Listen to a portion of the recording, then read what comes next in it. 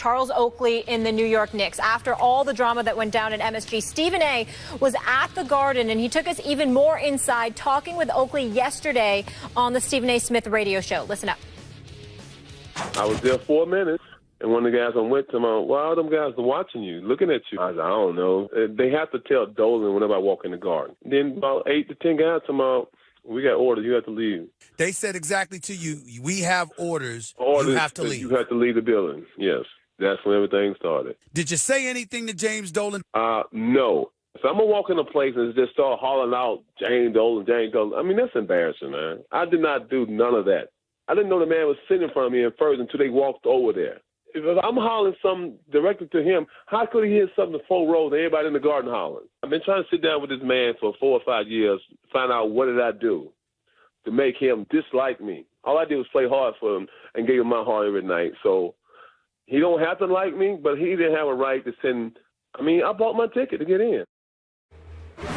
All right, so Oakley opening up to Stephen A., and then the Knicks releasing this new statement Thursday. There are dozens of security staff, employees, and NYPD that witnessed Oakley's abusive behavior. It started when he entered the building, and it continued until he was arrested and left the building. Every single statement we have received is consistent in describing his actions, everything he said, since the incident is pure fiction. Stephen A., we know there's 2 sides to every story, sometimes 3. Did Oakley's comments yesterday change your position?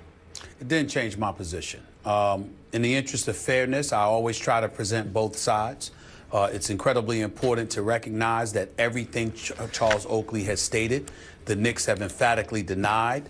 They said that it's not true, that he's incredibly erroneous and deceptive with his words. That's what their position is. My position is this. I have known Charles Oakley for 20 years, at least. He's never lied to me. I can tell you that. He has said many, many things over the years, privately and publicly. And Max, Molly, y'all know how I am. I'm a double and triple check. I'm gonna do it a week later, a month later, 6 months later, whatever the case may be. I have never heard words uttered out of Charles Oakley's mouth and turned around and found out that he was lying. The man hasn't lied. He states what he states. He means what he means. He says what he says, and he's usually incredibly unapologetic about it. So much so to the detriment of his own self. Max Kellerman, take it, for example, his words to me yesterday on my radio show. He sits up there and says, hey, I did what I did. Yes, I did. He said they weren't law enforcement officials. Had it been a law enforcement official that walked up to me and identified himself as the NYPD and told me to do something, I would have done it because I'm not going to break the law. He said, but some guard and security dude coming up to me and telling me that I have to leave even though I have a ticket to attend the game, I'm not going for that. Now, all of us would sit up there and say, look, man, it's Guard and Security. They got their orders. I know a lot of members of Madison Square Garden Security. They're fantastic individuals who were incredibly reluctant. Who were incredibly reluctant for to years, do and a lot of those guys him. have been there. A lot of guys who've been there for years at Garden Security. You've seen them for years there.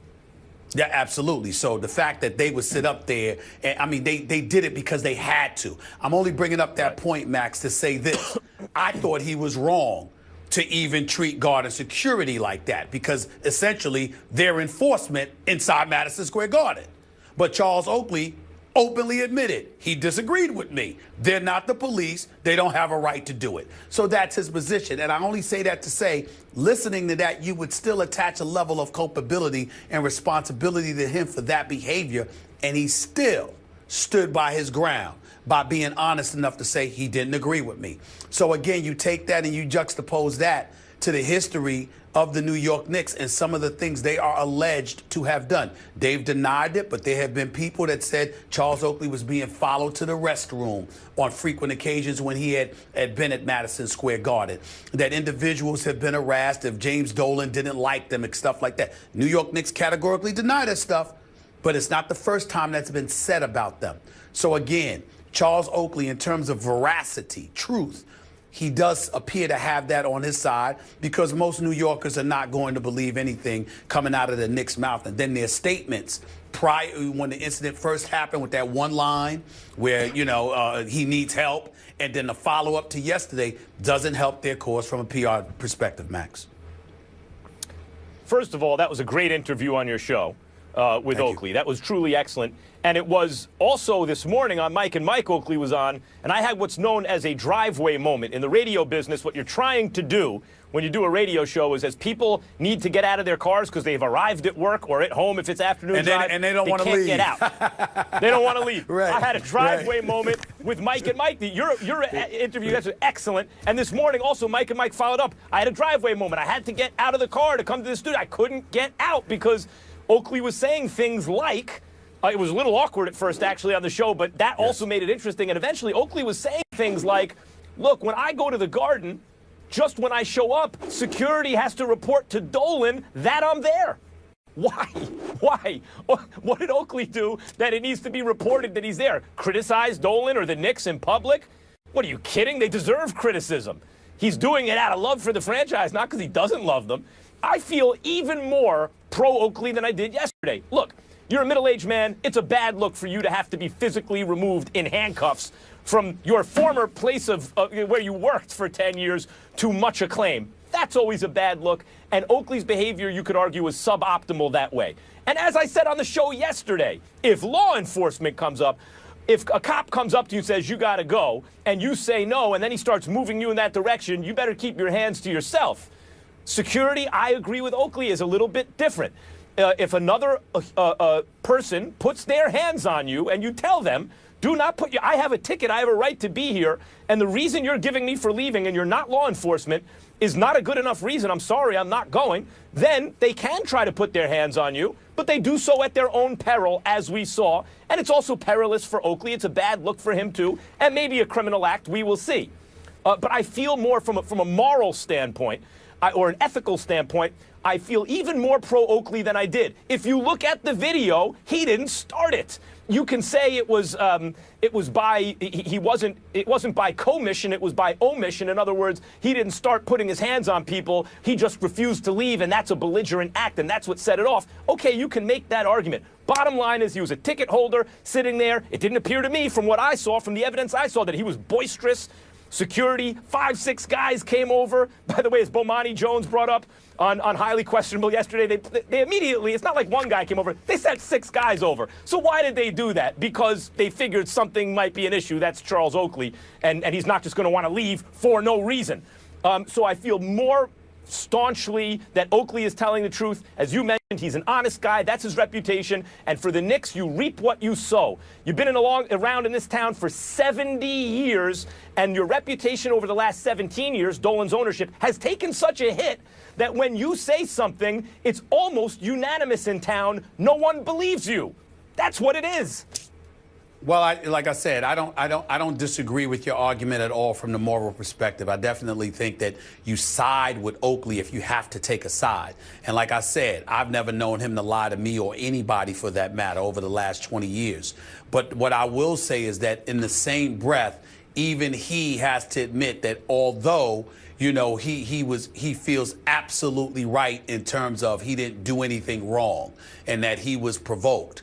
In the end, you can't act the way that he acted, which is why one of the first things he did when he came on my radio show yesterday was to apologize to Knicks fans and to apologize to everybody, because he said, you don't come to a basketball game looking to see that it was uncalled for. I should not have gone that far. In the end, those security individuals, they are essentially law enforcement for Madison Square Garden. It's not like Madison Square Garden is drowning, is drowned with NYPD personnel. There's a few guys there, but for the most part, that's Garden security. No police force in America is that large to just inundate an arena with local police officers. You have to respect enforcement officials. And in that regard, I just think that those individuals, middle-aged dudes, they're just collecting a check, trying to do their job to the best of their ability, that received orders from an owner who's literally sitting courtside a few minutes away from them. I thought he could have handled the situation better than pushing them, but I do understand where he's coming from. Well, following orders isn't always an excuse, but maybe it's an excuse this time. I want to be very clear about this. I'm not suggesting breaking the law or starting fights, okay? Is that clear? I'm not suggesting that. I am saying that one of the reasons New York and other basketball players, but especially Knicks fans, are rallying around Charles Oakley. It's not just his reputation, as he said, I mentioned this yesterday, he said playing basketball is like being a farmer. I remember I was a kid reading this quote, thinking, that's right, Oak, unbelievable, this is why everyone loves you. You get up before the sun comes up and you work all day, right? That was his attitude, lunch pail, everyone respected it. But it's not only that why people are rallying around him, because this Knicks franchise, as the various iterations of their teams, have shown such little fight in them for so long. At various times, certain teams have shown fight, but for the most part, such little fight, particularly on the defensive end, which is perceived as an effort thing, as a heart thing, determination, a buy-in, that when Oakley shows up with fight in him, he's not going to let anyone put his hands on them. And everyone knows that the hostility is actually coming from the owner because he doesn't like the criticism, because he's thin-skinned and Oakley is speaking truth to power. When people see a guy like that show up with fight in him, they rally around it because that's what they want to see at Madison Square Garden, which they haven't been seeing enough of in recent years. No question. The Knicks weren't the only ones taking hits, though, yesterday. So were the Cavs. Coming